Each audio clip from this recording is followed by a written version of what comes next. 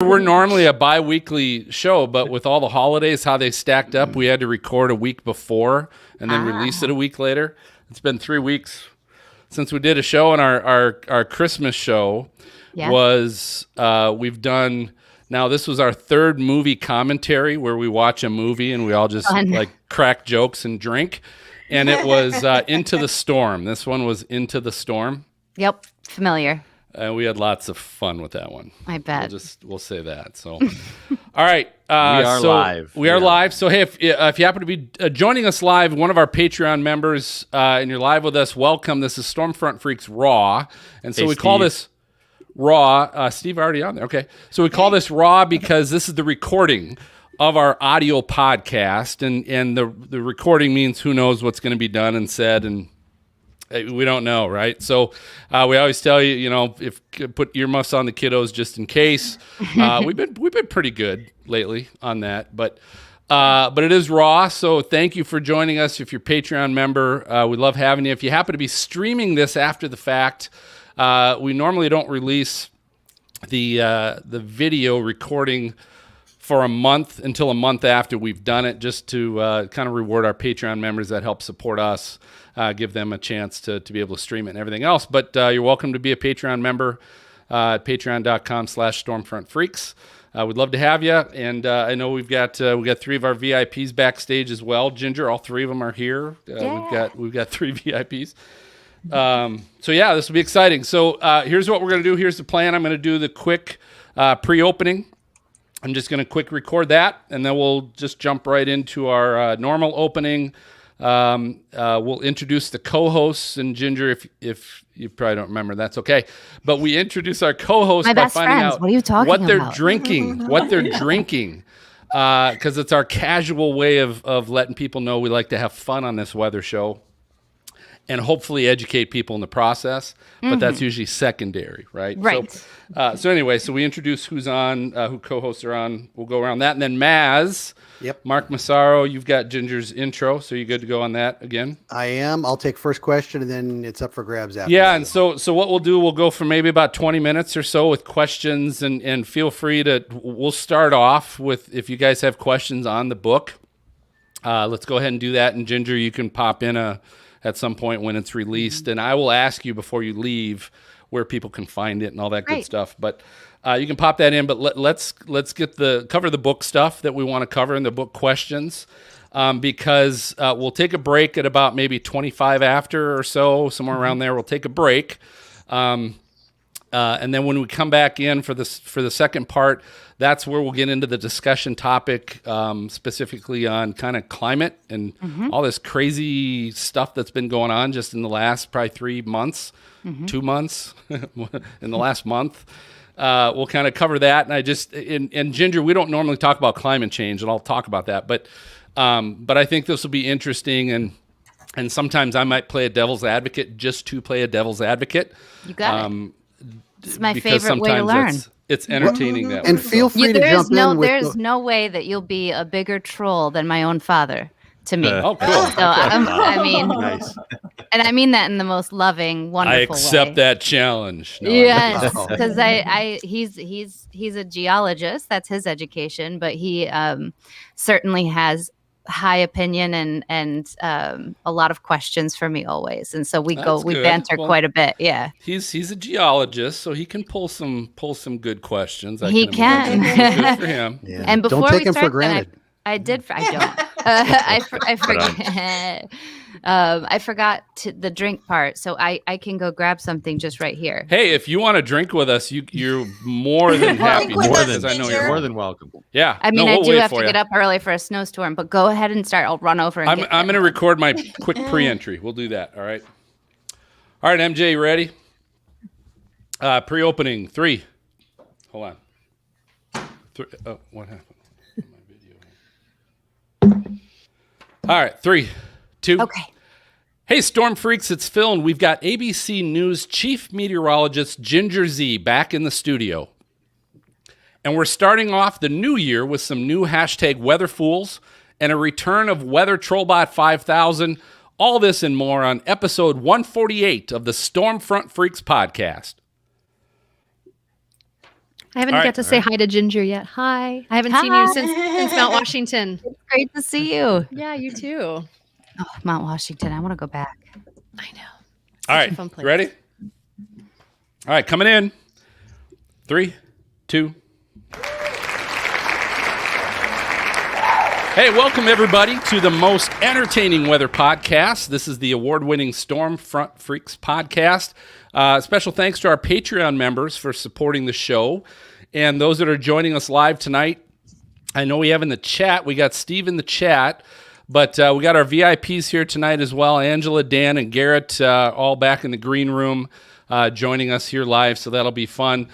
You can also join us if you'd like and join the show by going to patreon.com/stormfrontfreaks, and you can be live in our chat like Steve, or even be on the show with our guests. It's always happy hour when we record. If you guys have listened, you know that. We like to have a lot of fun here as we talk weather. And so it also helps us introduce the co-hosts that are with us tonight. So we're going to go around the bar, and I'm going to start with MJ up in Minnesota, our Skywarn coordinator and producer. What are you drinking, MJ? Hey, tonight I have, and from Urban Growler Brewing Company, it's Tangled Tinsel, right? It's an amber ale. Cute. They're a St. Paul, Minnesota brewery. It's a woman-owned brewery, by the way, too. It's very tasty. I saw that at the bottom there. That's awesome. That's pretty cool. All right, Dina, our meteorologist and weather producer with the Weather Channel. What are you drinking, Dina? I just have my Chardonnay and my Wonder Woman glass. You know. Are they going to make another one of those movies? Oh yeah, 3's coming. All right. We'll be on the lookout for that. All right, Serena, our former meteorologist at the Mount Washington Observatory. You've always got a good beer. What do you got tonight? I'm so excited. Santa came and filled my stocking full of weather beers. And so tonight I've got a Red Heron Hurricane. Whoa. It's sour. There you go. Where's that out of? Do you know? Oh, I was going to look before you The asked me that. Red And then I Somewhere forgot. south. Connecticut. Stone Creek Brewery really? in Branford, Connecticut. Is it a beer? It is. It's a sour beer, fruity It's a sour hurricane beer in Okay. Connecticut. Yeah, it's well. Maybe All it's right. like our What I can get. Stormfront Freaks beer that they made us in Oklahoma City. That's true. I wish they'd Yeah. came That now. was citrusy, I'd buy a yeah. bunch of that. Yeah. All right, Maz, our former on-camera meteorologist in Cincinnati. What are you drinking? I've got an accumulation fitting. Oh, That's so I love cute. this. Yeah, All right. it's a winter hazy IPA. It's good. It's 6.6, so I should be just moving along fine. Whoa. That's deep. That's That is deep. All right, awesome. Jen, our Weather Channel contributor. What are you drinking, Jen, down in Atlanta? oh my gosh, you guys, water. Some just cold, just delicious flavored water, but it's in a Red Hair brewing company here in Atlanta. It's amazing. They do have incredible beers, but I have a little one I got to get down after this. So put to bed. So I Okay. got to keep the energy level high. All right. Well, I'll tell you what. You get closer, Jen, by at least having it in a beer glass tonight. So I will right. give you a point for that. But Maz, we're excited about our guest tonight. Go ahead and Wait, let us wait, know. are who's you going here. to ask Ginger what she's drinking? Yeah, I can Ginger? answer because I do have a water that I always I go for in the jug. But I know that because you all do this, I brought out one of my favorites. It's called Bev, and it is. Yeah, it says zippy and a little fizzy. It's also a female brand made by women or made by chicks. This though, and I have 2 little ones to put to bed before I go into the city for a snowstorm. So I at 11% or 11.9. I don't know that I Whoa, should do nice. it, but I will tell you, and it's not an ad. I don't get them for free or anything. I adore those. There might be something else in there that we're not aware of. Like that's how good it is. So What is No it sugar. exactly? Is it's like it wine a, in a can, but no sugar. wine And seltzer? yes, Oh, yes. that's amazing. Nice. I've had a couple that I really, really like. Yeah, but I'm Yeah. telling you, a half, like I won't give my mom one, because she cannot handle even a glass of wine. I think I And like that- this better as I hear about it. It is at one point, another meteorologist I work with, Melissa Griffin, her and I were having one by the side of the pool. Within the one, we had spent in our plans $500,000 on a brand new backyard. Like we had made all this. It's very dreamy. Let's say that. Okay. That's amazing. All right, so I better do the intro before the show gets any further. Yeah. Hey, we have Ginger Z tonight. She is the chief meteorologist at ABC News, reporting on the nation's weather on Good Morning America and across ABC News broadcasts and digital platforms. Prior to joining ABC News, she was a meteorologist at NBC station WMAQ in Chicago, and where I used to be very close to, up in Wood TV in Grand Rapids, Michigan. I was at ZZM 13, but she is an acclaimed author, Emmy award-winning meteorologist, and she releases her latest book on January 11th titled A Little Closer to Home, How I Found the Calm After the Storm. So welcome, Ginger. I got to ask you, how did you come up, because that's your tagline, A Little Closer to Home. How'd you come up with that? And then how did you decide then to have that be the title of the book? So I thought a lot about when I got the job at GMA. I had grown up an NBC person, and I worked at NBC affiliates my entire career for the first decade. So I had a lot of catching up to do when I got to ABC. I read Barbara Walters' books. I dove right in to try to figure out. I didn't even know what World News Tonight was called. That's how NBC I was before I was ABC. And I think that it was me watching Al Roker my whole life and knowing that neck of the woods was so him, that I knew how critical it was. And I planned on being around for a very long time. And so I thought, I've got to find something. And to me, it sounded right. I tried on a bunch of different ones. I practiced them in front of my family. And let me get a check a little closer to home, to me, felt like I was coming into your home. And that's what I wanted to do for a long time. What were some of the ones that didn't make it? Oh my gosh. I think there were some really bad ones. It's like when you're writing anything, I think, but to me that was so important because it felt like it wasn't just a title of a book. It wasn't just going to come and go. I think it was going to be with me forever. And so I hope it does that. And I hope that this can only reinforce that. And then when this book came around, I really didn't know what to call it because it was so different than what I anticipated writing. And my husband and I were just laying there and he's like, it's a little closer to home. I was like, well, it's a lot closer to home, but yeah, that's it. Your book too, Ginger, it kind of reminded me of like a movie where you come right out of the gate and there's like a big explosion. Like there was no working your way up to it. You just came out of it like with a lot of like, wow.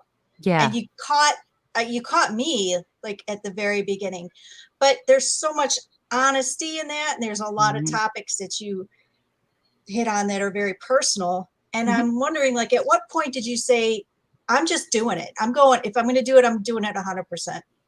I saw after the first book, I didn't intend to write natural disaster. That was not something I'd set out to do in my life. I never considered myself an author.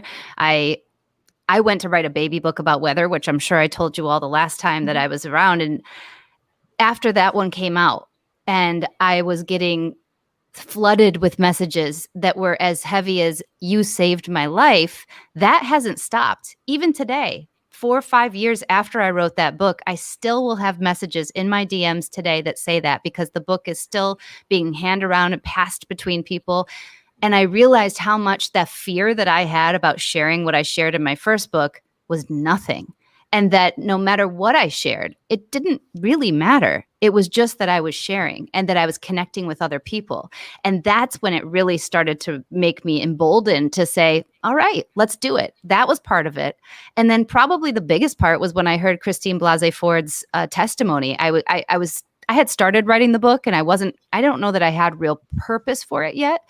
But when I heard that woman testifying about her sexual assault or her experience with sexual assault, no matter what the Kavanaugh trial ended up being, this was just hearing this woman's voice describe something that had impacted her, not just then, but for years and years and years after, and her family, and the way she lived and loved. I started bawling, and I was at work. I was supposed to be going on the show, and I couldn't stop crying. And Samantha, who's my best friend and my producer, who sits next to me every day, she said, "Am I supposed to do something here? Should I tell them you can't go on?" And I was like, "No, I'll get it together." But I realized in that moment that I had not attacked the traumas, some of the biggest traumas in my life. And here I was writing books about mental health, and I realized I had so much more work to do. And that's why this book became a real trophy of healing, and a trophy that never ends, because I realized, and I want people to realize, this is a lifelong maintenance. It's just like physical fitness. Mental health is like your physical health. You don't just go to the trainer, which I think of as my therapist is like my physical trainer of my brain. You don't just do this for 6 months, get in sick shape, your body's awesome, you ate right, and then you give up. You can't do that. You have to keep going. And sometimes along the way, you're going to uncover one of the bigger traumas, and that's going to help you to learn how to deal with trauma in the future. So that's what this book really became about. I love how this is about healing, and the things that you uncover, like it's deep. I mean, just like Dean said, I opened it up and I was like, okay, I'll start scanning through this. And I was sucked in like a vortex, right? I mean, I couldn't put it down. And it's like chapter after chapter, and it's so amazing. And reading it made me realize that reactions that I probably have to situations with my 2 young girls and stuff like that are probably me coping with past traumas. And it's something that I've never even considered or thought about. So a question I had for you is, when is it worth seeking professional help with some of that? Because there's some of the things you highlighted, like I said, I could very much relate to, and I would have never considered myself somebody that had things to talk about. And the more I read your book, the more I realized I did. I'm going to go back to and thank you, by the way, but I'm going to go back to the parallel to a personal trainer. Don't you think everybody, if we had the access and ability to share it, should go to a personal trainer to be in the best posture? Not just because we all want to be in like best physical shape, but as far as taking care of your body for longevity, for efficiency, don't you think having an expert or someone who is educated in that would be the best? I think every single person should be with a therapist. I think it should be a part of the embedded part of our society, that it's part of your health. It's the foundation. If we were to recreate, I always think about the food pyramid because that was like so ingrained in me as a kid. If we were to create a health pyramid, I think mental health, sleep, and nutrition at the bottom, making that our priority, where all of our energy, our money, and our time goes, that would change society. So I think, to answer that, what's that critical point? Obviously, there are many people who need it more urgently than others. I think a lot of times people think there are other people need it so much more than me, when really you could benefit, just like you could benefit from a personal trainer. And I think if we start thinking of it that way, if you have access to it, your insurance covers it, whatever it ends up being, there are many companies, they're doing a lot of amazing pro bono work. It can't hurt to try. And it takes a lot of time, just like I think it takes time to find the right personal trainer. Some of them want to be your buddy, just like therapists. Some of them want to be your buddy. And to find not only your right diagnosis, but the right partner in attacking your mental health for longevity and maintenance, I think everybody should. So I think it's a bad answer for what you're asking, but I think that that's the truth. No, I think it's great. No, it definitely focuses on that. You get that message from the book that it is important. And I love the food pyramid analogy. Everything does tie to like your overall well-being, right? Yeah. Your health does really tie to, sleep and your mental health and all that. I get it. And just Ginger, go ahead. I'm sorry. Go ahead. I was just going to say, and just like trying out different, personal trainers or, beauticians, barbers, doctors, whatever. How do you know when you found the right therapist? It's a great question. Yes.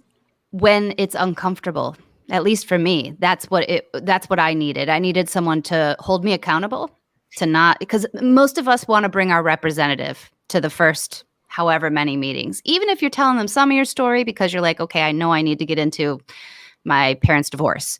That's usually the easy stuff.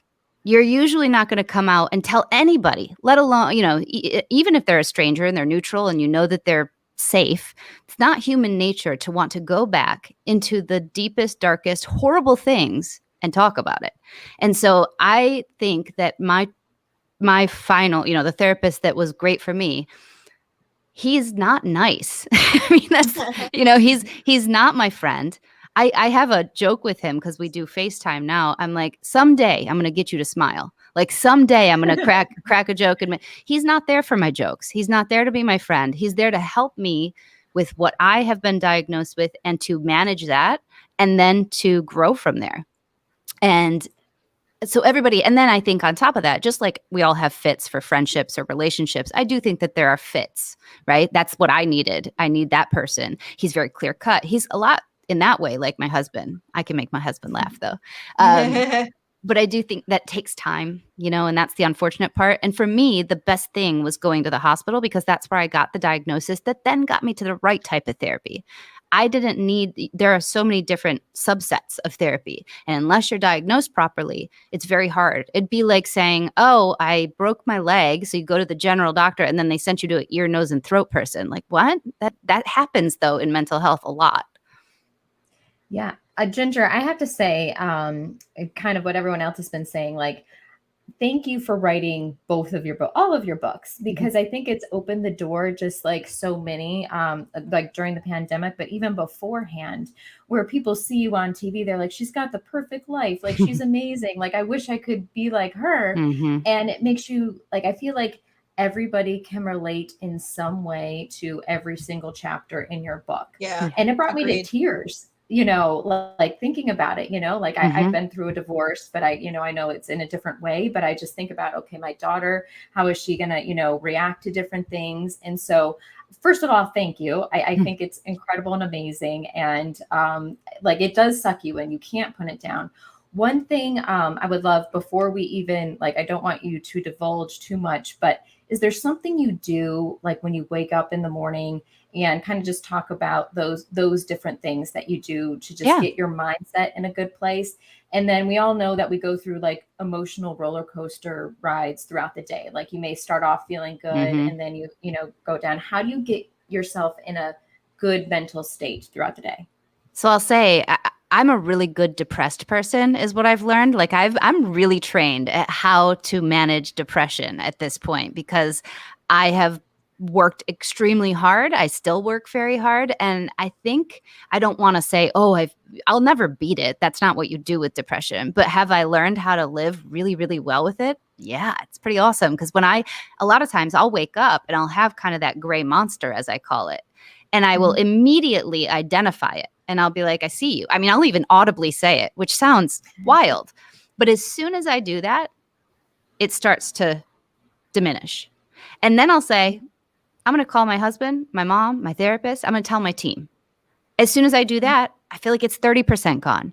I keep attacking it as if it's a physical thing. So that's something that I do if I do wake up in a gray day. Now, on the other hand, something that as I get healthier in my mental health and becoming a parent and a partner, I've been introduced to this thing that so many other people live with called anxiety, which I don't think I ever even allowed myself to feel, but welcome to living in your home, working in your home, and being in a pandemic, I guess. It's kind of evokes anxiety out of anybody, even the most half-dead, very good depressed person like myself. Like, this is just, it was very new to me. And so a lot of the tools are similar, but I've had to, in my maintenance with my therapist, learn these new ways. When I wake up on a regular day to set myself in the best path for either of these things that might come up, I do wake up and I do like a self check-in. This sounds super corny, but I don't think it is. So I'll check in and ask myself, like a little interview, how you doing this morning? How you feeling? Both physically, those types of things. And I do this usually as I'm getting in the shower. It's not like I'm sitting there staring in the mirror like, how are you? That'd be a waste of time. So I do that. And as I get in there, I kind of, it does help, because that's connection to other people doesn't happen at 4 a.m. usually, but mine is going to happen at 5. And what I realized was that was really stressful for me when I had to go in and be on, right away at 5. So I had to kind of start the conversation so I could ramp up a little. This is what I needed. So I do that, not talking to myself, but just more of a mental, how you doing? What's checking in, what's going on, what's gone right, what's gone wrong. And then I get in the shower and I do a gratitude thing. Again, we hear so much about it. This is going to sound so cheesy, but I can't write in a journal every night. That doesn't work for me. What I find works is thinking about everything from the shower itself to like hot water to iced coffee sometimes, like those little things. And I write them on the shower door. They can also be as big as, I'm grateful for my grandmother. Like it goes there some mornings, but then I kind of think about them and I let myself ruminate while I'm washing my hair and doing what I'm doing. And then I turn to the other door and I set an intention for the day. And I do a lot of yoga. And so that intention that you set to your practice, which is a very big thing in yoga, if you set an intention in the day, And mine are often, it could be focus if I've checked in with myself that morning and I've already felt kind of like, and then that word I will use I'll repeat to myself. So that's one thing that I do. I do the shower journaling, I guess. And then I meditate in the morning at minimum of 10 minutes. That's usually all I get in. And then I think of that as like my sit-ups for my brain, because that when I started a couple of years ago regularly, like it was a New Year thing. And I'm like, let me just try this. Because I used to do it where I'd do sit-ups and push-ups before bed, right? And that we all have gone through those phases. This one has stuck, thankfully, waking up and and because I usually am in a car where I don't need to be focused, I can do it there. And I do a 10-minute meditation. So those are some of the things. And then the biggest one is through the day when the roller coaster hits, because it's inevitable, I do this question to myself every time. Something will really piss me off in the show, inevitably, 3 out of the 5 days a week. Oh, I got cut for time again, or whatever it is. And I'll ask myself, are you going to remember this next week? Does it matter? Right. Yeah. Last time any of you lost sleep over something, do you remember what it was for? Ooh, that's a good one. That's a great question. Not The really. one where it was a good one, I remember that one, but otherwise. And there are things. So I have that rule. I say, are you going to remember this next week? Are you going to remember it a year from now? If you're going to remember it a year from now, it's okay to be frustrated. It's okay to put that. It's okay to let it suck. Some stuff sucks, and you got to let it suck. But if it's one of those pretty normally things where I'm not going to remember it next week or a month from now, I'm like, you got to let it go. And that's that moving through you hear all the time, instead of, nobody's going to say, forget it ever happened. It's part of the chronology of your day, but you got to move through it, because there's no need to put the energy there. None of us have time for that. So I think that's helped a lot as well. I totally agree with that, especially affirmations. And there's nothing wrong with talking to yourself. Do you find that it's probably best if nobody else is around when you talk to yourself? Yeah. I was doing it and I did it audibly the other night, and my husband was like, who are you talking to? And I was like, he's like, you're on the phone, it's late. And I'm like, oh no, it's just me. Just don't answer, right? I'm consulting an expert right now. Yeah. Exactly. So Ginger, before we go to break, if you weren't in the position that you're at now, Chief Met, ABC News, Good Morning America, where people are probably coming to you to tell you to write a book, do a book, should be a great thing. Let's say you were still even Chicago or Grand Rapids. Flint. Let's go Flint. Okay. Yeah. And she gets no good drinking water. and likely you wouldn't have people coming to you saying you should write a book. Mm-hmm. My guess is you wouldn't have been telling yourself, I'm good enough to write a book. Mm-hmm. Having that outlet that you have now, and to see you smile when you talk about it, and to see you with all the fear that you talk about you had before even the first book went out, all of that's not there. Where do you think you would be right now? Like, where do you feel you would be with your mental health at this point? My husband and I play the what if game quite a bit, because we're really obsessed with people like Elton John. Like, what if he wouldn't have met Bernie? What if Tina Turner wouldn't have had that producer walk in to her Vegas show and she was still going to be just dying out in a showgirl thing in Vegas, and she never became the Tina Turner that we know? I don't know that you can do the what ifs, but I think about it about my mental health, because I always ask myself, what would I or could I do to go back and say to that person in that very dark, dark, dark moment, the days I wanted to take my own life? What could I say? And without perspective or the experiences or the privilege that I've had, which is a lot to do with how my ride has gone, I think that the best thing is that we all deserve sunshine, meaning joy. We all deserve hope, but that it's not permanent. Just like the other stuff isn't permanent. It's all temporary. And you can do your absolute best in those moments to tell somebody that. That's what I would go back and say, is I'd say, you're not going to feel like this tomorrow. You won't. And I would highly encourage even somebody working in Flint, even anybody, to write it down. Because you don't have to publish a book for the whole world to see your deepest, darkest secrets to heal. But I will tell you, there's great power in writing it down and sharing it with one other person. that other person then opens a connection to another person. That cycle, yes, I have it amplified by the hundreds, thousands, or hopefully even more, because that's what my books have done. And selfishly, I've had incredible healing from it.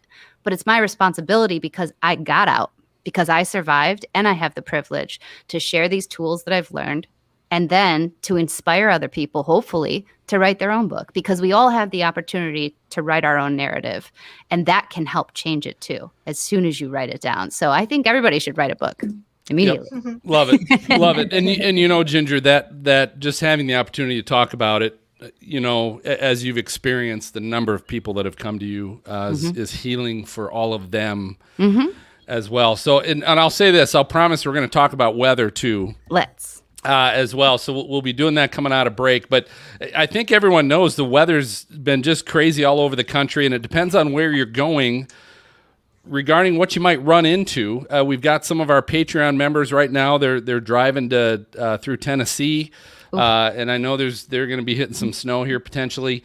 So because of that, with the Drive Weather app, you always know what the weather's going to be along your route as you travel through it, which is what's great about that app. You get to avoid hitting the freeway during snow or ice storms, right? Hint, hint, those of you out on the East Coast, I-95. And you also get to use the departure slider on the screen to help determine the best time to leave based on the weather. So the free version allows up to an 850-mile trip. And if you use it once, you're going to know that you're always going to want it all year long. So you can find Drive Weather in your Apple or Google store, or just visit driveweatherapp.com for the official travel weather app of the Storm Front Freaks podcast. So, hey, it is time for our break. As I mentioned, I've got to refill my drink. Maybe you do too. But go ahead and get your refill, and we'll be right back with more from Ginger.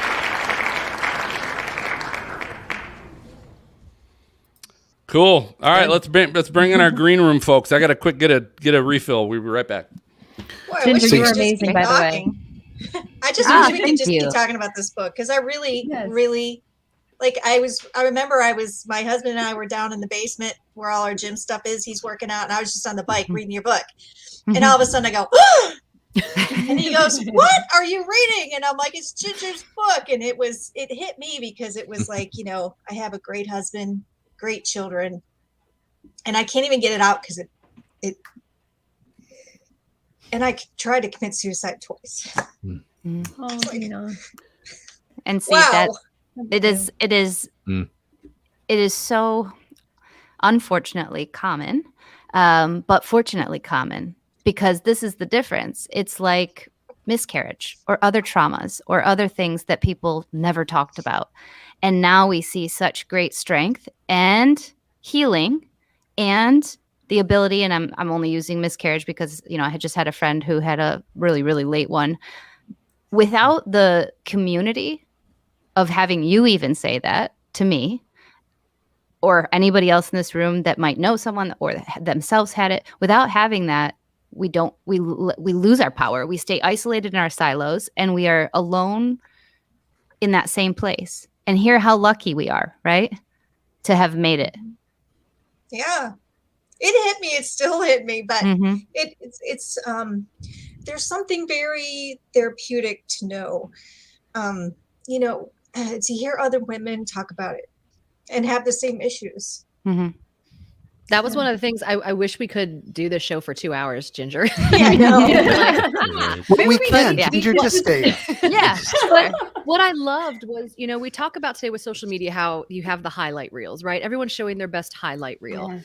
And one of the things for me that the biggest reason that I dislike social media is not only are you seeing everyone's highlight reels, but it undermines the amount of work and sacrifice and hardship people go through to get there, and the growth that forces from you and all of that. And so if, you know, to come out and put this out there is just so phenomenal, because it helps so many people find inner strength when it's so hard to find.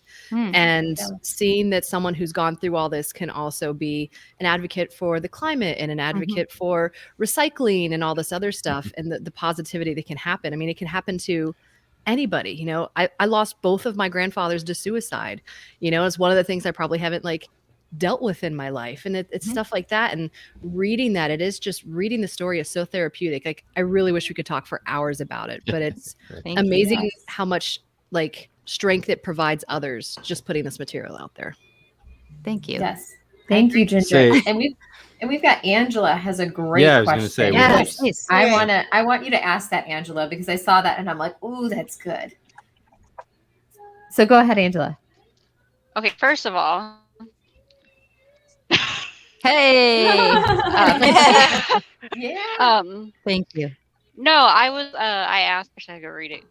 I was like, so, like when you're, I'm pretty empathetic person, so I deal a lot with like anxiety and depression because I feel the heaviness.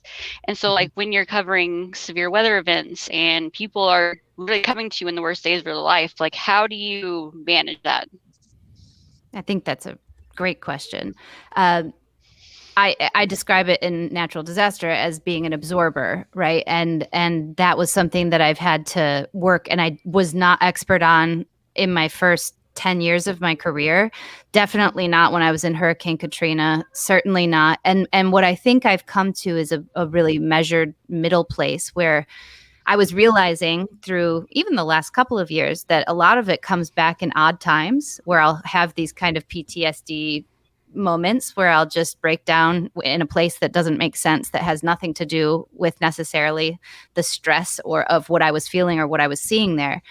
I've been allowing myself to feel it in the moment instead of putting it off. I've been really diving in. I'll use Hurricane Ida was a great example. When I was down in New Orleans, I had the same reaction I often have. And that's usually, it was the third day after, or second, because we had to get up to the Northeast to cover it up here, which is fast. Usually I try to stay for a little longer, but it was the second day and we couldn't get out of New Orleans. The airport was still closed. So we drove and got gas from our fuel truck because that's what they do for us. Nobody else has gas, right? Certainly nobody has power. The smell of sewage is already there. It's already extremely hot and all the things that happen. And I'm used to those things, but I felt it starting to brew in me. And on the drive over, I started talking. I just started talking to my producer. I said, let's talk about what this feels like, because he was relatively new to doing this as well. And I wanted him to talk about, what are you feeling? What does it feel like to leave right now? It's the interview, right? It's like interviewing myself again. And by the time I got to the hotel, and this is what I could get better at, is allowing my emotion to show. And so I was more like a hardcore journalist on him, where I think I was really doing it for myself. And I got to the hotel, and the moment the water hits me, as I usually do, my first shower after not showering for a couple of days, I just lost it. And I let myself lose it. And then when we added another producer that had been elsewhere and was also flying back with us, and I said to her, she brought me an iced coffee, and then I started crying because I said how much that iced coffee meant. And I was allowing those feelings. And I said, I wish we could just go back right now and bring everybody iced coffee and bring them all clean clothing and let them take a shower. I'm like, we got to do this. We have to, so I let it kind of motivate my dream world of, here I am in this position. What can I do to make this better for somebody else? So I start thinking about serving other people, and that usually helps quite a bit. But I let it suck in that moment, and I cry, and I share that with other people that have now seen what I saw. In that one, what was unfortunate is then we had to go see it again, right? And then we see people drowning in basements, and I was in Passaic, New Jersey that next morning, where 2 people had died and gotten taken into the river, and their mayor had been like, there's bodies in the water. And that was a lot. That storm, because it was also like regional, couldn't get away. And a lot of times I fly home and there's not a constant reminder. Every coworker of mine, every friend, everybody flooded. I mean, everybody flooded. And we just had so much impact here. And so I think that one, I spoke to my therapist for 2 or 3 weeks after. That was a half hour of our session, was to how to move through this and where do I put that energy. Thank you. Cool. All right, let's we're gonna keep moving here. So I missed who had a chance to ask. We did Gina questions, but Garrett or Dan, any? Oh, neither one of them did? No. Our co-host took all the time. Thank you very much, co-host. Except for Angela. Okay, except for Angela. All right, so here's what we'll do. So we'll come back in. I'm going to start the discussion, and freaks, you're welcome to join in on it as well, but I want Ginger's opinion first about this, but we do have to keep this somewhat short. We'll jump as soon as I'll try and wrap that up. I might jump in, so forgive me if I jump in and move us on. I'm going to jump in and we'll do the lightning round, Ginger, game show of your favorite infomercials is what that's going to be about. And and then we'll wrap up. That's before we'll go to break, wrap that up, and then Ginger, let you go there before we finish up. Okay. Thanks. Cool. All right. Coming in. 3, 2. All right. Welcome back, everybody. Ginger Z in the house, in the studio with us. So, Ginger, why is it that every time there's a frickin' flood, there's some snowstorm going on in Alabama, there's tornadoes up in Minnesota, there's all this, and everybody, it seems in the media, is crying climate change. Oh, it's climate change. See, look at this bizarre weather event. It is climate change. And I'll be honest with you, I truthfully, I get tired of that as a scientist, because I think all it does is fuels the people that are resistant to learn and understand about climate change, because they're just like, oh, it's always climate change to you people.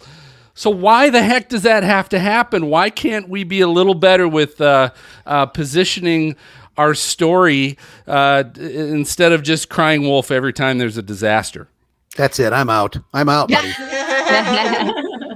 I think I would need an example because I think at least on my end, I think we've been very measured. I think that most of the time when storms happen, for example, Virginia, I don't know if anybody tried to do that when there was 27 hours of people stuck in a car, but we certainly did not talk about extreme snow happening, and relating to climate change. I'm sure those headlines are out there. I'm sure that happens.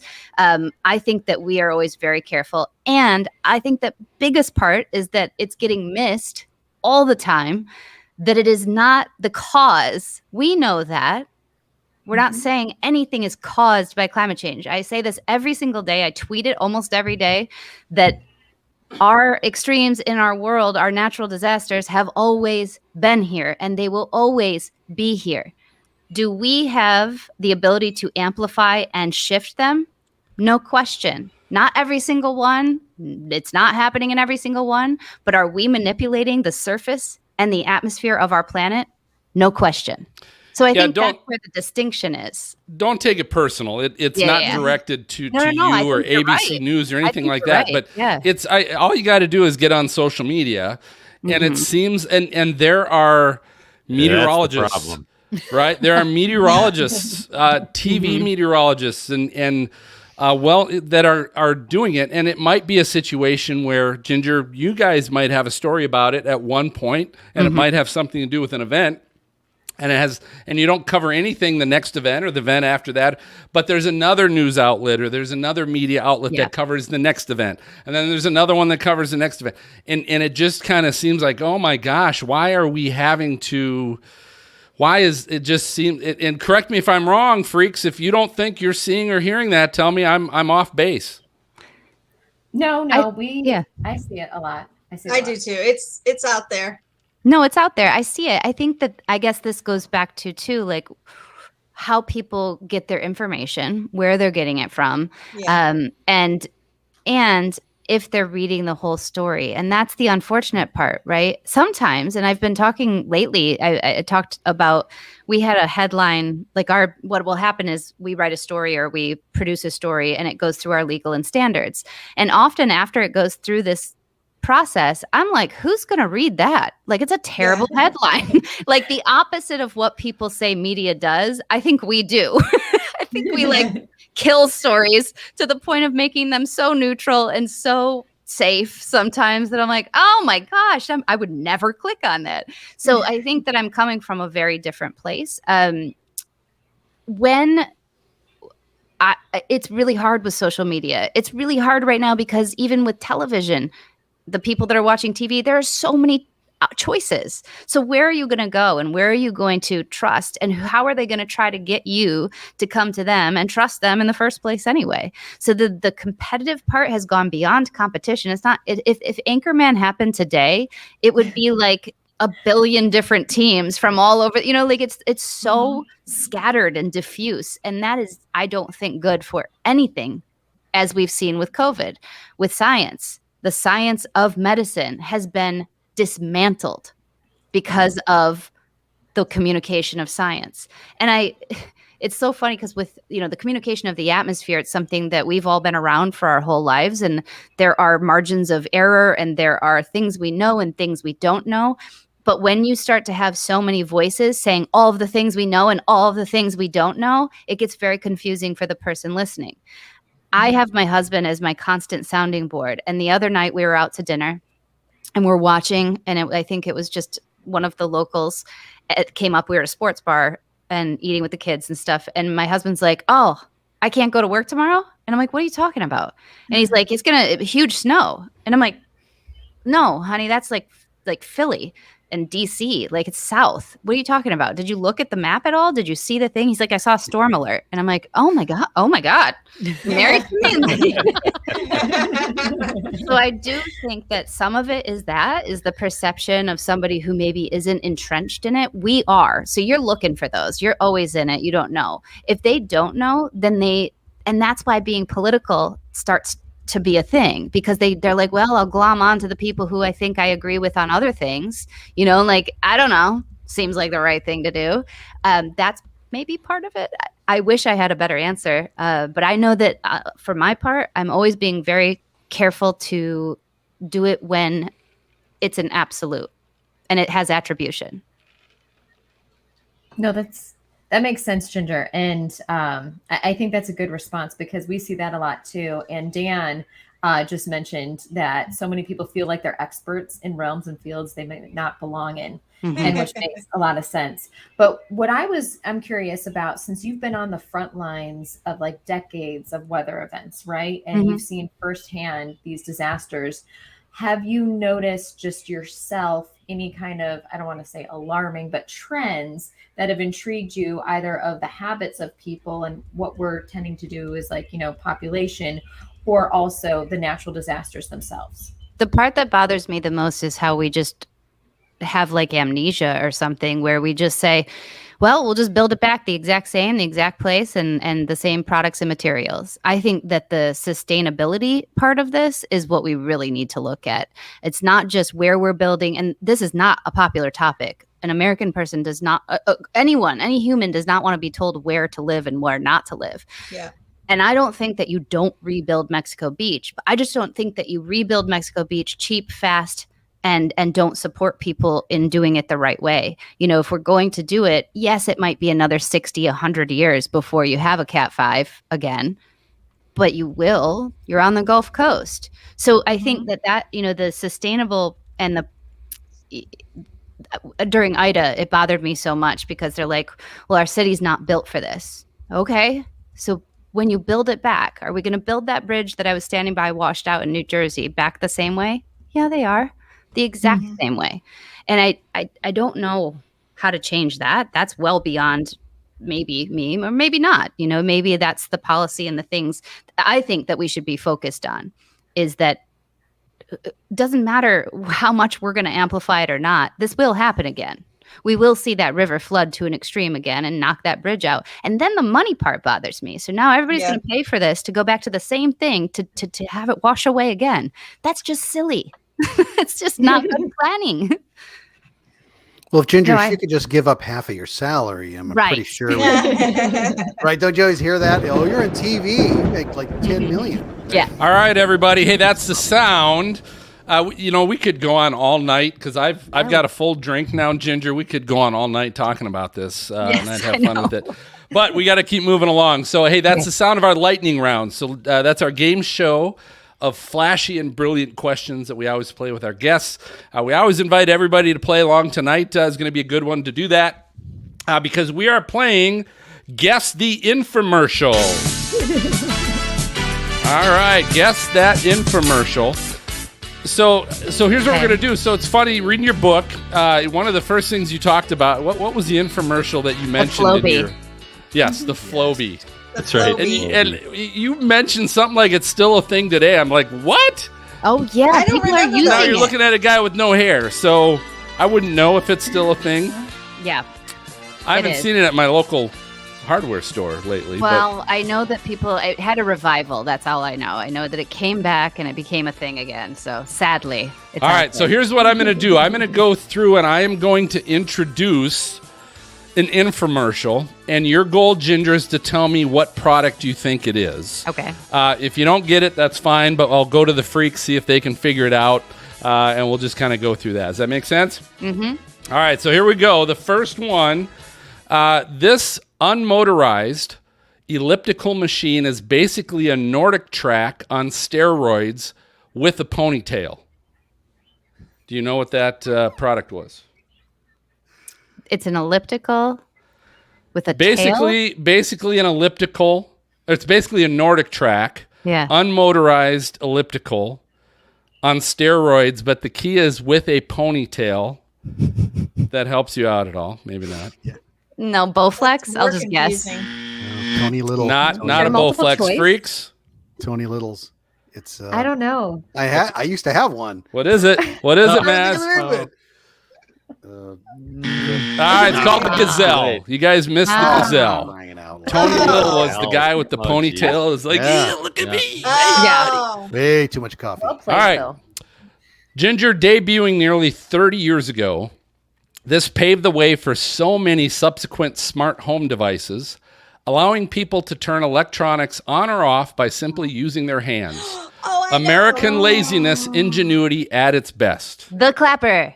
Yeah. The clapper. Clap Wait, on, did she clap say off. crapper? Clap off the clapper. All right, good job. Next one. In the world of as seen on TV fitness products, there's no shortage of absurdity, though this one raised the bar. When this counterweighted arm muscle toner is being used properly, Shake weight. No,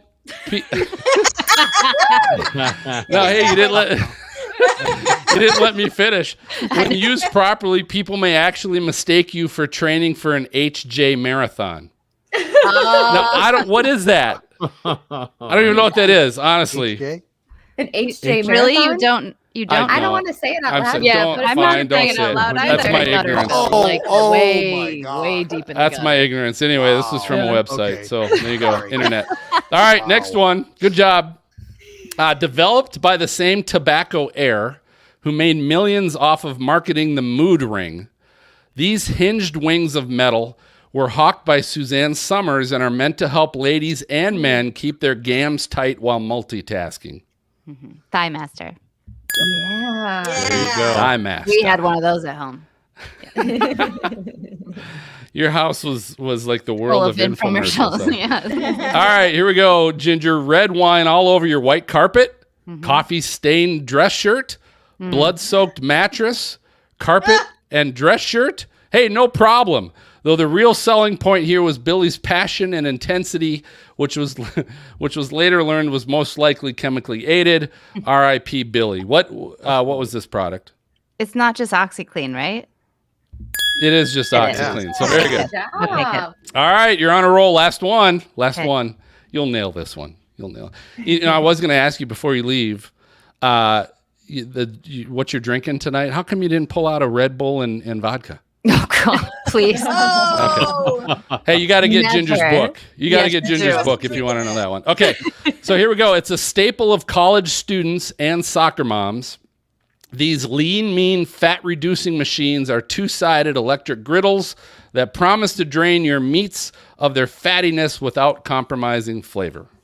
George Foreman Grill. There you go. You nailed it. Wow.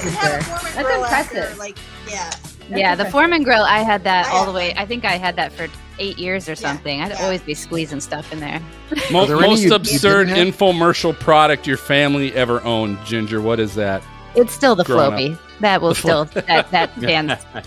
And because we used it, and because my father used it, that's what made it so ridiculous. You could go ahead and buy something off an infomercial, but to actually use it. All right, True. so do us a favor. Tell us how people can find you online and find your new book. Yeah, so I'm at Ginger_Z on any social. So if you forget where to find the book, but it's pretty easy. You can go to my links in my bios. Barnes & Noble has it, Amazon, and then a lot of local bookshops where you can get personalized and support a mom and pop bookshop, which I always love to do if you have the ability to do it. Thank you all so much. This has been fun. I'm grateful and looking forward to snow tomorrow. Well, that's one of us. You That's get one a of- snow day? So tell you what, hey, I'm gearing up for chase season, Ginger. I'm not thinking snow. And at helicity.co/SFF, they've got a huge selection of weather and storm themed t-shirts and merchandise, including Stormfront Freaks shirts and beverage containers for using and wearing multiple days without washing, right? If you need to during the chase season. So go to the exclusive site, helicity.co/SFF, and you can earn 5% off your entire order. And while you're there, click on the brands tab, because that's where you're going to find all your Stormfront Freaks favorites at helicity.co/SFF. So it's time for our final break. We got more fun to come. So stay tuned. Hang in. Ginger, you were awesome. Oh, thank you. Thanks for having me. Y'all are a lot of fun. Thank you very much, Ginger. I do want to make sure if we get a chance here, Dan and Garrett, since we missed you guys, if you have a quick question for Ginger, we want to give you guys a shot. You can go first, Garrett. Garrett? Okay. Yeah, I was trying to think of one right offhand, but I know, you talk about the struggles, with mental health, with, getting to where you are, but how do you cope with the success, the other end of the spectrum, and just taking it all in, keeping it balanced, how you earned it and kind of, where you are with it.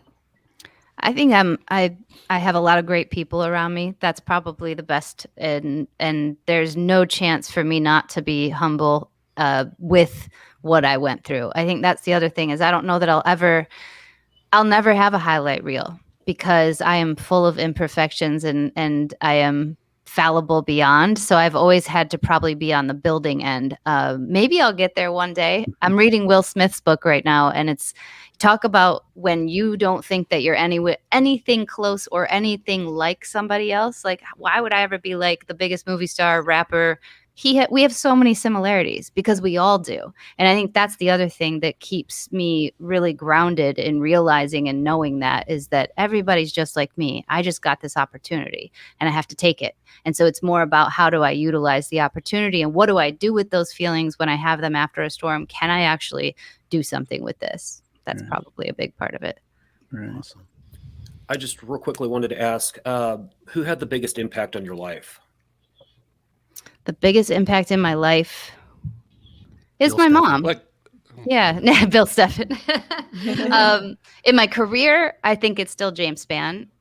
There's no way that I would be where I am because I wouldn't have gone into this. I was so dead set on not going into television that having that internship with him, when there are those lightning moments in your life that change everything, that was one of those moments. And he is the guy to do that. I don't even know if I would have had an internship with another broadcast meteorologist that I would have been inspired to get into television. So him in my career, but my mom, and I say this because in the book, a lot of people will be like, wow, I can't believe your mom lets you tell those stories. And I'm like, those stories are nothing compared to what some of the stuff that I grew up around. It was even more wild. But what I found through writing these books is such forgiveness for her and such reality in becoming a parent that I can't yes, I have a lot to do with how they grow up and their identity before they're 7, but I've learned so much about psychology that my mom is now, and I wouldn't have even said this 3 years ago, she's my hero. She has never stopped working on herself, ever. And she had been dealt some really difficult cards and some really difficult imbalances with her chemicals. But even when there was no help to be had, she was constantly looking for help. And now today, when there is help, she got it and she won't stop working to make herself a better person. And I think that's what we all should do. And the one thing I don't respect out of people is when they are mentally off and they won't do something. And I'm not talking, of course, there are exceptions. There are people who can't because they can't even get there. But there are a lot of people who could benefit from growing within their self, and they hurt a lot of people along the way, and they'll never go to get that help. And I think that's the part that I love out of my mom, is she's always wanted to be better. And that's very cool. Thanks for sharing. Yeah, of course. Yeah, thank you. Well, Ginger, thank you so much. Sorry we went a little late tonight, but we appreciate it. Good luck with the release, and thank you. Love having you on every single time. Wish we had 5 hours. We could. You too. We'll do the 5-hour podcast next time. And Ginger, Good. Remember when the crazy trolls attack you, we still love you. Thank you. You know, I love them. That's the thing. I've gotten to that place. This is how beneficial social media has been to me, that the empathy the empathy I have for them, and then I like utilizing them, you know, like it's so helpful, I think. And I get bored if I don't have a lot of them out today. I'm like, well, where is everybody? Come on. Encourage them. Let's get the rude ones out here. Now, we do have you on Weather Trollbot 5000 tonight, so I will share that. So you will have to listen later to the episode. Yes, I will. When it's released. Good. Thank you. All right. All right. Take care, everybody. Good. Thanks. Good Ginger. night. Good Thank night. you. Oh, she was great. She was so awesome. Yeah. Man, I could talk to her about that book for a long time. I think Well, here's her cell number, for like Dina. 2 hours. I know. Start messaging her. All right. Well, good job, gang. So here's what we'll do. Third part, we'll get into hashtag Weather Fools. Jen, you are, I think, doing that introduction. You better. So I will introduce you to the Who. Share your screens, folks. All right. Yep. Good call. Share your screens. So let's do that. Who's? I've got 4 Weather Fools. Wow. I have Oh my one. God. It's been a while. Let's see. I've got 2. Oh, it's weird. Do I share my full window, MJ, if I've got more than one tab? I forgot. If just do your whole window Do if your you've got window more than then, one tab. or not. Yep. Yeah. Okay. Yep. Yeah. And we'll see what it looks like. And if you know that what you're showing has some audio attached to it, before you share it, there's an option down below that you can share your system audio, so it can play the sound if you know you have it. Like the ones I have, their sound's not really good, and it's not. I think there have to be tabs to do that. relevant. Don't they? I'm not They sure. do. They do have to be internet sites. Yes. Okay. I don't think I really have much audio, so I think. Okay, that's good. I don't see it yet, just so you know. Oh. Hold on. I see Dina's. That's the only one Oh, I it see. says Chrome has lost permission to capture your screen. Why? Okay. I just shared mine. Now I see Serena's. I have one Weatherful. All right, I'm going to try one I more have time. one. Now I see Phil's. So I see Phil, Dina, and Serena. Okay, for some reason it's not letting me do it, MJ.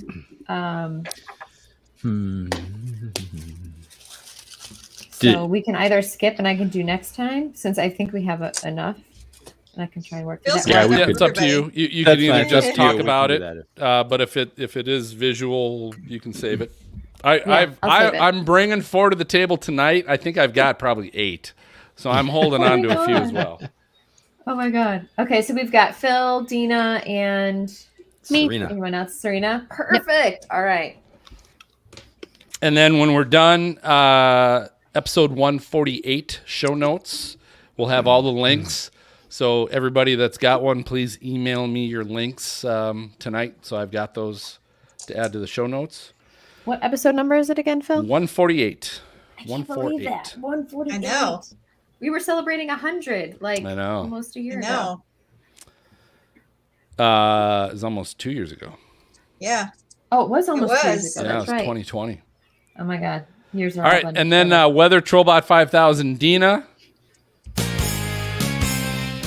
All right, so you got that intro, Weather Trollbot. I've got 2 that I will share with you guys tonight, and then MJ going to you. We'll close it up. Yep. Do we just Sounds say our good. weather trollbot's a robot, or how do we say Yeah, our- so I always say Weather Trollbot's. We found at a garage sale. We've had a chance to repurpose her, to a robot to interpret, what our weather friends were really thinking when they responded to their trolls. Okay.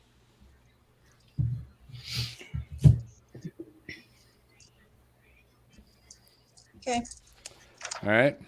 Good to go. Anybody else? Any other questions? Are we good? Nope. Cool. I'll tell you what. I'm so glad Angela, Dan, and Garrett were able to be on tonight because we were going early, and I thought, man, we're not gonna get anybody. We got them to come on. So thank you guys. I'm glad you made it. That's cool. You guys will stick around here for the. I've been up since 2:45 a.m. I'm there too, baby. I'm there too. Actually, right. this is great for you, Dina. This is awesome. Yeah. I love this time. I would come on every show if it was this time. Dan, Right, I so think I it's kick us off, Hasbro. Phil, right? I kick us off coming up into the break. Yes, Or you kick out of us off. So I'll count you in 3, 2, 1. I'll start the music and the applause. You can kind of wait till it gets going, and then you can rock. Okay. All right, you ready? Mm-hmm. All right, Jen, you're coming in. 3, 2.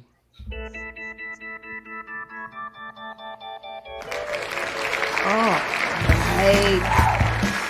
It is Weather Fools time, and this is one of the most hilarious parts of the podcast. This is where we catch people and other people catch people doing things they shouldn't be doing in wild weather. And boy, do we have several crazy ones for you this episode. I'm going to kick it off with Serena this time because we all have a couple of them. But Serena, I would love to know what your weather fool is. Sure. So I'm a sucker for two things when it comes to weather fools. Anything that Aussie Man puts out there, and then people slipping and falling on ice. And he has a compilation that is amazing. It's like 4 minutes long, and every second's worth watching. But I'm highlighting one particular weather fool tonight. And that is this guy you're going to see, not here. He's going to come in a second. He's standing on this ice. He has a big ball of snow. Oh my gosh. That's crazy. And for some reason, he thought that was a really great idea to pick up that massive ball of snow and slam it down on what he was standing on as hard as he could. I don't know what he expected. Which was to what? happen. So he's standing on ice over a river or something like that? Yep. And almost, And he falls drops himself in the river. And that whole sheet of ice broke off. Yeah, and he almost fell in. Yeah. You know his feet had to be numb. They had to go numb. You know, Serena, I'll be honest. That looked like a pretty thick ice sheet. Yeah. That personally, I don't think I would have thought that if I threw down a chunk of ice onto that ice sheet that it would have broken off under me and I would have fallen in the river. I don't. That's a big ass sheet of ice. Did you notice the deer at the very end of it looking at him like, what an idiot? MJ, you'd ice fish on that, buddy. You could go ice fishing on that. Oh, absolutely. You can stand on it. What is that? That's got to be 1.5 feet thick. Yeah, right but where it's he like was. above the water too. Yeah, it was a little. It's a river, so it's moving, I suppose. Yeah, but. and it's thicker there. It's probably like 6 or 8 inches under him where he was there, but just don't do those things. Let's all learn from this guy. Oh my God. You know, here's the truth. Like, if you're what was he really trying to do? Like, hey, you got to film this. Watch me throw this chunk of ice down on the ice. Like, there's nothing exciting about that. He must have known maybe it was about to crack off or something. Possibly. I don't know. He's not the brightest. Either way. His last words were, "Hold my beer." Yeah. That's right. Exactly. With that said, Dina, I want to see yours. I think you have 2 of them. I just have the one, but this is funny because it says, like, you know, how do you caption this? And this guy, it's in a huge windstorm, and he picks up. It looks like a maybe a piece of metal or something. We don't see it, so you're gonna have to explain it. Yeah. Okay, so this guy picks up this. It looks like a big piece of metal to me, and he's in a field, and it's blowing so hard that he could barely stand. But this big piece of metal that he's holding is like it's just blocking the wind, and he can't move forward until the point at which the wind just takes it off. Like if like a sail. If he caught the wrong wind, he would have if he would have hung on to it, he'd be gone. Oh my God, that's crazy. What I was he know. even thinking? I don't that's know. absolutely nuts. People. I loved it. Think sometimes. It was like, what were you thinking? You know, you knew it was going to happen. And what if that thing hit him in the head?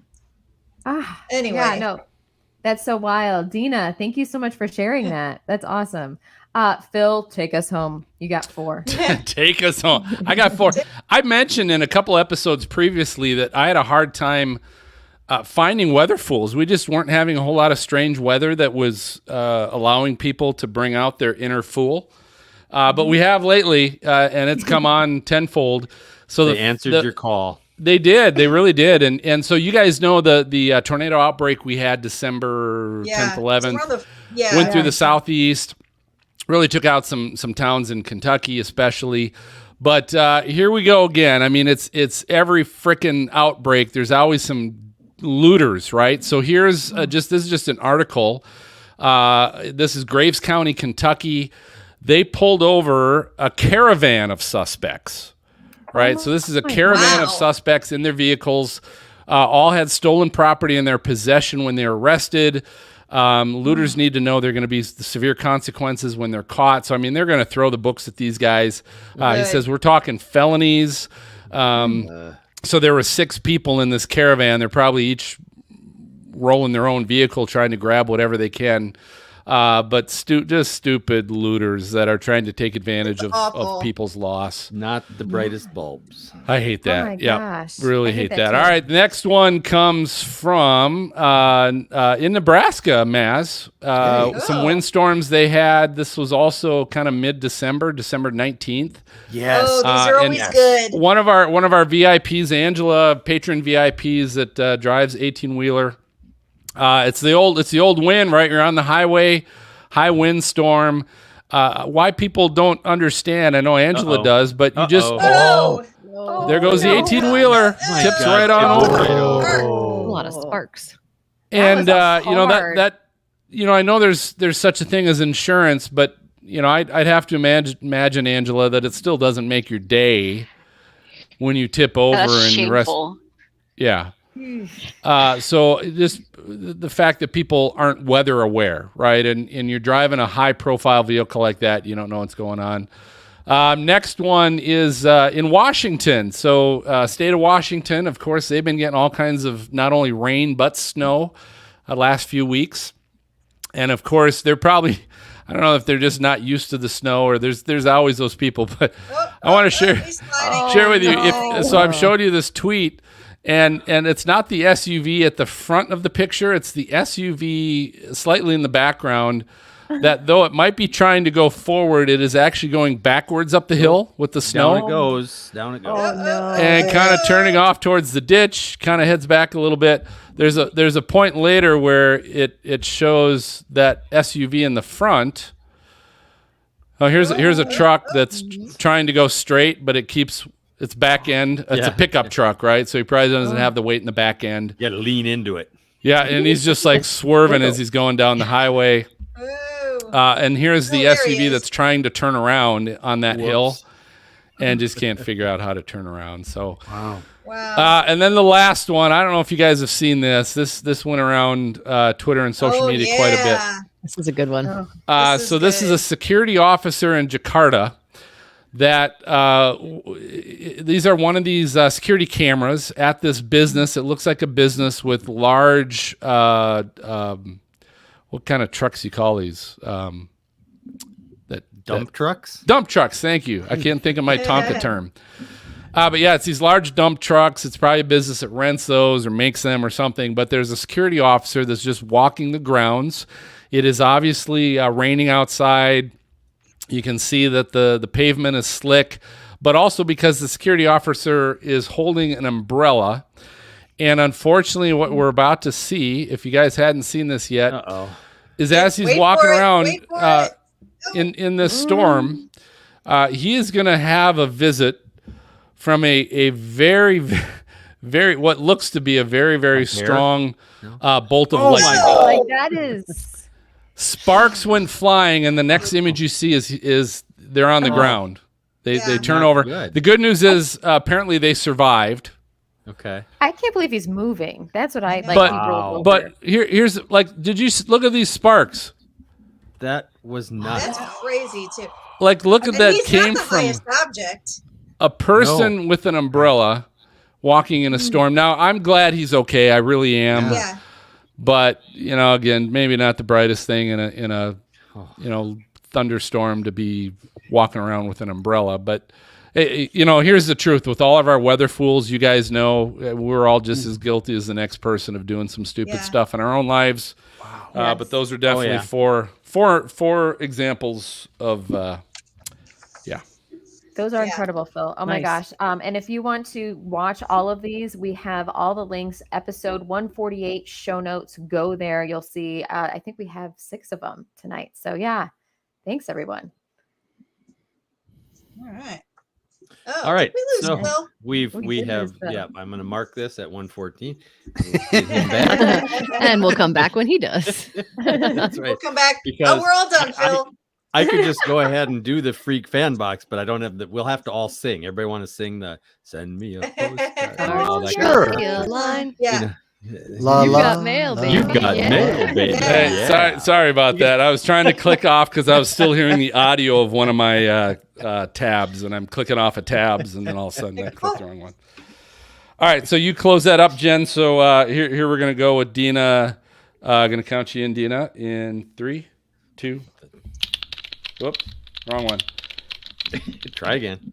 Count you in forgot 3. It's Weather Trollbot. 3, 2. Yeah. And it's time for the Weather Trollbot 5000. And Weather Trollbot's kind of like a robot that Phil found at a garage sale one day, and he reprogrammed it, repurposed it. And what we do is we show some of the trolls that people, some of the comments that they make on social media, and we reinterpret what the on-camera meteorologist really wanted to say. Like, if they replied in something really nice, but they really meant something like you're a jerk or worse. Nice. So Weather Trollbot nice. really gives the truth. So Phil, what do you got? All right, so I got 2 good ones to share with you tonight. I think we're gonna see if 2022 brings anything new for our trolls, or Weather Trollbot, or our weather friends. Who knows? But both of these are related to our guest tonight in some form or fashion. The first one, Maz, is from Ellen Baca, I think is how you pronounce her last name. Emmy-winning chief meteorologist at WOOD TV in Grand Rapids. Yeah, up in Michigan. Okay. Yeah, West Michigan. Okay. So here was one of her trolls that responded via webmail, right? You go to the station's website, you see the contact us link, and then you send in a link, or you send in a message. But this was from David. Now, Ellen was kind enough to not share his last name because we would have used it. But David said on the webmail to Ellen Baca, he said, "You, Chewbacca, the Weather Channel at 4 p.m. said temperatures in Grand Rapids were 91. Stupid fat ass. Learn to read." Oh my God. Wow. What a jerk. Oh. Man. And if in person, he wouldn't have said anything. That's just so stupid. So, but here's the case, right? Ellen replied professionally, like all of our weather friends always do. They reply professionally. Ellen said, "Hey, David, I go off the official NWS climate reports, which are released after calibrated at the end of the day to ensure that the data is good. Have a great night. I'm off to eat 2 dinners. Chewy." Nice. Wow. Oh my God. That's like right there. Yeah. So we got to figure out what Ellen was obviously really thinking, because she wasn't thinking that, right? She just replied nice. She doesn't want to get fired, probably. All that good stuff. So what we do is we got to input all this information into Weather Trollbot. So we're going to go ahead and do that.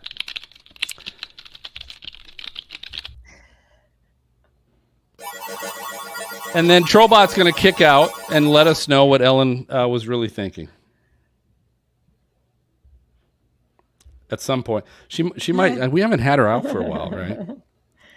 Here's what Ellen was really thinking. "Oh, the almighty gods at the Weather Channel had a different temp than me. Then why the hell do you care what I say? I'm going to shove my chewy crossbow up your ass and fire twice for good measure." Nice. That's amazing. Well done. Well done. Well done, Ellen. Well done. Okay. Nice. And then the last one I've got, of course, it's almost like we've talked about naming this whole segment Ginger Z's Weather Trollbot 5000. But of course, because she was a guest tonight, I had to bring something out from Ginger. So this was, Ginger had been reporting, this was a little while back actually, but she had been reporting on extreme heat and environmental racism from home. So this was during the pandemic. She was at home. This is when everybody was doing broadcasts from home. And she was wearing a jumpsuit with kind of a tank top on. And this was on Twitter. New Jersey Grinch. Like, it's going to be shit, right? When already the name is New Jersey Grinch, but it's It's a bad start. at GAFGRM. I don't know what that is.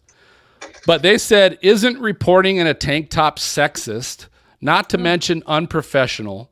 Would a male meteorologist report shirtless or in a night t-shirt? I hope not. Oh my God. But that has nothing to do with it, right? What happened to professionalism?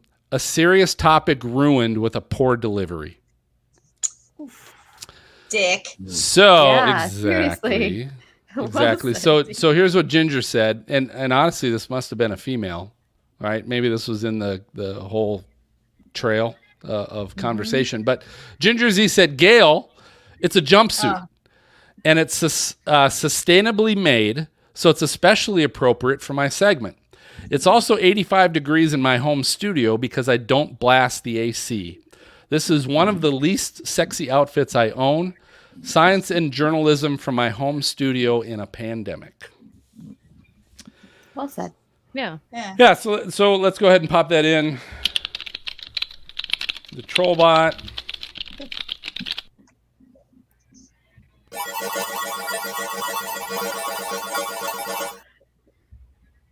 Here is what Ginger was really thinking.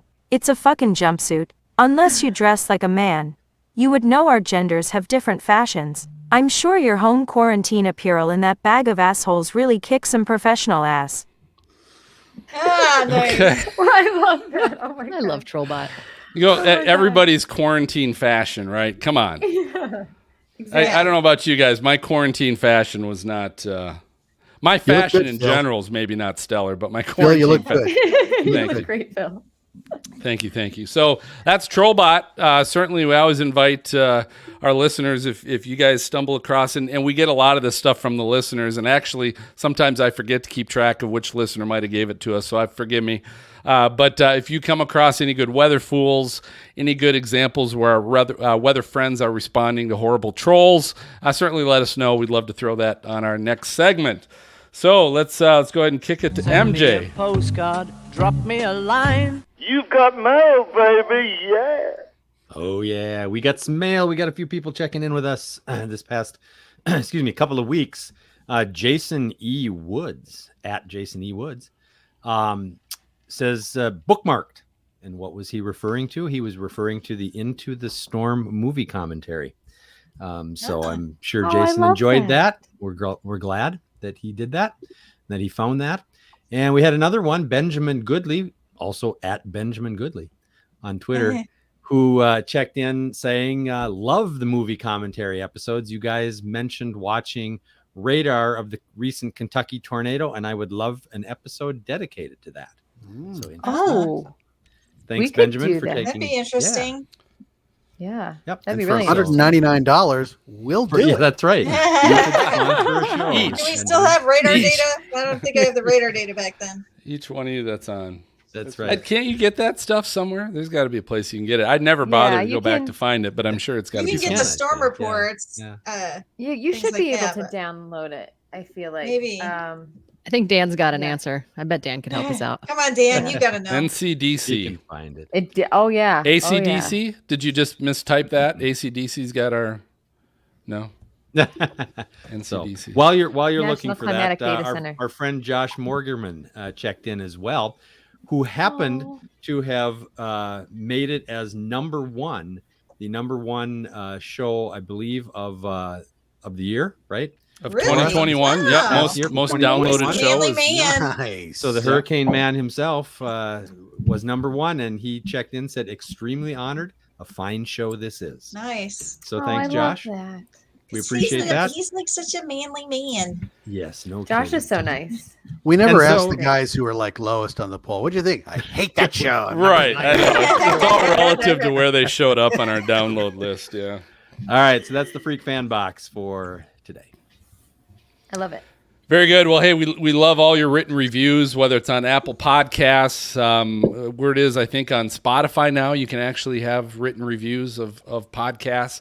So we love those. If you haven't had a chance to just type up a quick written review on your podcast player or Apple Podcasts or Spotify, if you want to go there to do it, we'll definitely share those on future episodes.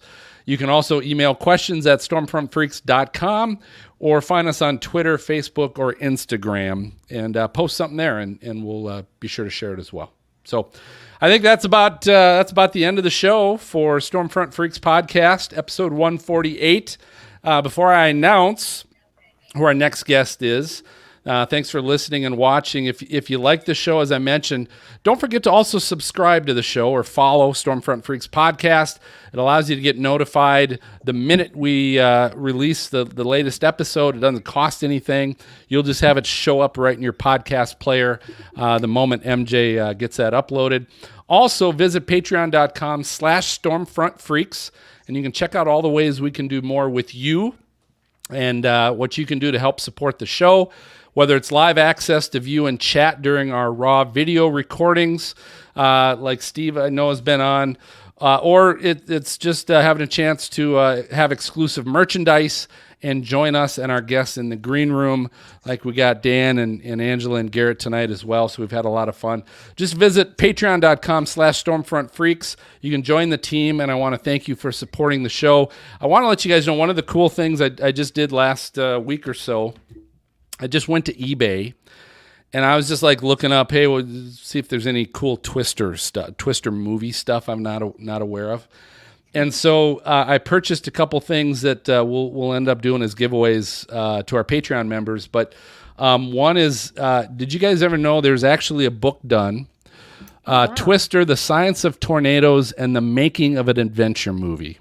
Wow. That's So yeah, cool. so it's got like it's obviously the making of the movie, but also just general weather stuff that they learned while they were making the film to try and help make the film better. So that's kind of cool. I think most of you all know there's a soundtrack to the Twister movie. So I've purchased. We got some Twister CDs coming in, which will be fun. So some cool stuff that we're looking to And provide. every time it says going green, it says to drink on the audio. That's right. That's true. Special thanks to our guest tonight, Ginger Z. Awesome. You guys, I know all agree. That was great. And if you haven't had a chance, make sure it's starting Jan. You can pre-order her book. Like if you go to Amazon, you can pre-order it. I'm a Kindle kind of guy. I like things digital. So you can get it there. But January 11th is when that gets released. And I think every single one of us have been talking about how great that book is. So check that out. And then let's find out, Freaks, how people can follow each of you. So Jen, how can people follow you and learn more about what you're doing? You can follow me on Instagram at Jennifer Weather or Twitter at JWatson_WX. Very cool. All right, Maz, how about you? Every week you stump me because you say, I'm like, dang it, what is it again? Let's see. You can find me at Money Storm, the number 4 and the letter U. On Twitter. Yes. That's Twitter, right? Okay.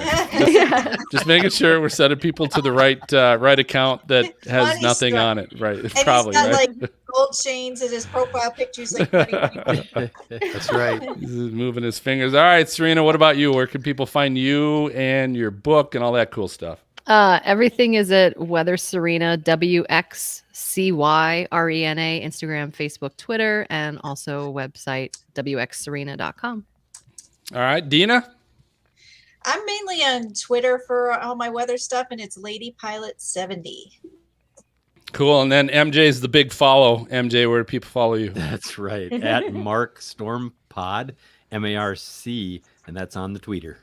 Cool. All right. You can find me on Twitter. I'm at Phil Storm Pod and also at Stormfront Freak, our main Twitter handle. So, hey, here's what's cool, guys. Next episode, we're going to be back in a couple of weeks, and we're going to be recording January 21st to the 22nd at the National Storm Chaser Summit in Oklahoma City. So listen to this. Scheduled to chat with us, we've got Tim Marshall, Brett Adair, Jeff Piotrowski, Daniel Shaw from Australia, Reed Timmer, Josh That's Morgerman. Those are just a few of them that I've already confirmed to have a chance to chat with and put a show together. So I don't know how we're going to handle that live. We'll kind of figure that out probably as we go for our Patreon members. But the podcast will be up and available sometime soon after. I don't know if I'll make MJ try and do it in 24 hours after the show's done, but That's amazing because it's going to be unique. But we'll see. So soon after that weekend, we'll get it up there. But if you would like to join us at the summit, so you can also come, you can still get tickets and register at chasersummit.com. And I know they're getting close to selling out. So just make sure if you're free that weekend, January 21st to the 22nd, come out to Oklahoma City. Dan, you're going, correct? You going to be there? Yeah, I'm there. Oh, nice. Dan, Angela, I know you live up there. Are you going to be able to be there?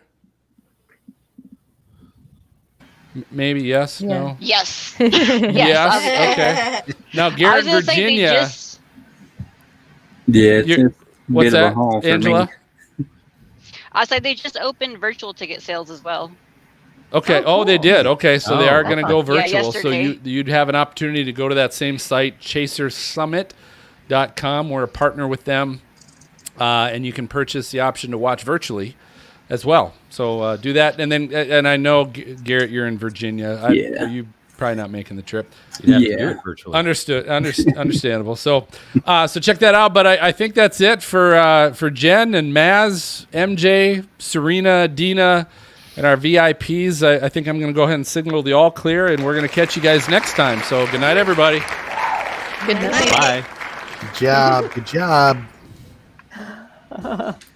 Cool. All right. So- Good job tonight, guys. Before, Serena. I just What is followed you. Sorry. I didn't hear you, Dina. Yeah, choked up. how was I not following you already on Instagram? I got I it on don't there. know. I don't know. But maybe I'll get a notification. I've been bugging Jen about this, but Dean, I'm going to bug you a little bit too. Make sure you guys keep that microphone as close to you and your mouth as you can. Yeah. Because number one, you come across a little more quiet, and you also come across like you're echoing a little bit, and you're in a big room, and it doesn't sound as professional as you guys are. So. Yeah. Just make sure you're trying to keep that as close as you can. Good or save. just when you talk, I mean, like Maz, he doesn't do anything, and then when he talks, he pulls it to his mouth, or when you talk, just go to Like the mic, this. and then you can do whatever when you're listening. So just a reminder. That's all. Yeah. Thank you. Hey, Cool. hey, Phil. Yeah. Did you want me to bring up anything, any lights or anything? No, no. I think here's the honest God truth. I haven't thought that much about it. Biggest thing I'm thinking right now. So we're gonna have a booth. I've got Midland Radio sending stuff that we can give away. So I'm talking to Bruce Jones. So he's sending a bunch of stuff we can do. And then I'm thinking and I'm looking at things that because we're going to have an opportunity to have a lot of people that have been on the show before live right there that I can get to sign something that's got the Stormfront Freaks logo on it, or I also, part of my purchasing all this eBay stuff, they made, did you guys know they made Twister trading cards back in 1996? Well, and so I found some, and they're freaking expensive. They must be rare because they're not cheap. But I got some trading cards, and I thought, well, that might be cool on some of the pictures with tornadoes on it. Get Reed Timmer or Tim Marshall or something to sign them, and again, be giveaways that we can give away. Nice. So that's what I've been thinking about. I haven't been thinking about how I'm actually going to make, other than the fact that I've communicated with all these people and they said, yep, let's hook up while we're there. We'll chat. We'll, record something. I haven't thought, Dan, of yet how exactly I haven't gotten to that point. And I probably should. Because I was thinking I could bring up some cameras and lights and stuff, just as, if nothing more, backup. Okay. You'd be the key I'll tell you grip. what. I'll let you know grip, as yeah. I start thinking about that. I'll let you know because are you driving up? I take it. I am. Okay.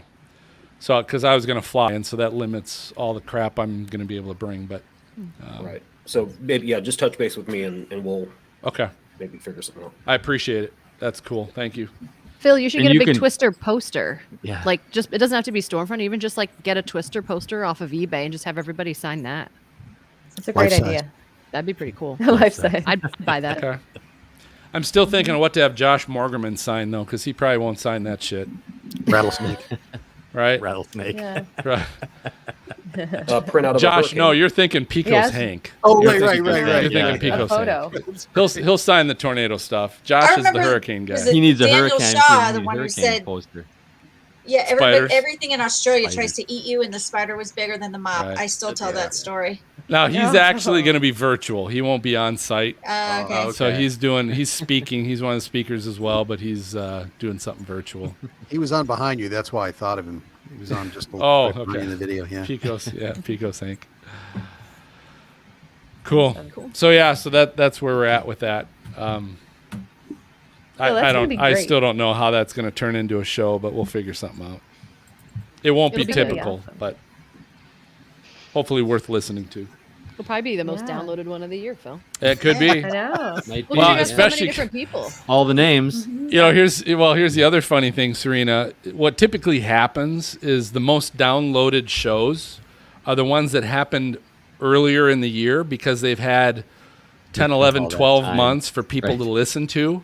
Right. Yeah. So, it's a little You could just say I'm right. skewed. It's fine. No, you're right, but especially because of that, we'll have the Yeah. names and we'll have the fact that it'll be a January show, so it'll get 12 months It'll have worth of 11 downloads. months. Yeah, that's true. Yeah, we'll have to. MJ will have to come up with a good title for that. Come up with something that we can By the way, we're still live. Shenanigans. make it really Oh yeah, popular. Whoa. right. We are. That's all right. Fuck That's fine. shit, crap. Damn. We'll leave you all with that.